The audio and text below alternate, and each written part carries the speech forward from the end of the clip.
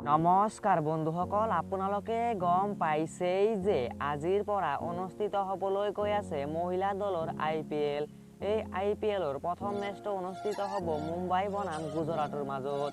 তো আপোনালোকে IPLৰ মেচসমূহ একদম বিনামূলীয়াত কেনেকৈ লাইভ চাব পাৰিব মোবাইলত আৰু টিভিত সকলো বিস্তাৰিতভাৱে আলোচনা কৰিম। তাৰ আগতে আপোনালোকৰ ওচৰত এটাই অনুৰোধ, ভিডিঅ'টোত লাইক কৰি চেনেলটো ছাবস্ক্ৰাইব কৰি বেল আইকনটো বজাবলৈ নাপাহৰিব, কিয়নো বেল আইকনটো বজাই ৰাখিলে সকলোতকৈ আগত আপোনালোকে ভিডিঅ'সমূহ পাই থাকিব।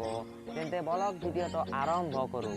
আজিৰ মেচটো অনুষ্ঠিত হ'বলৈ গৈ আছে সন্ধিয়া 7:30 বজাৰ পৰা আৰু অপেনিং চেৰেমনি হ'ব সন্ধিয়া 5:30 বজাৰ পৰা, অৰ্থাৎ ডেন্স কৰিব 5:30 বজাৰ পৰাই আৰু 7:30 বজাত খেল আৰম্ভ হ'ব।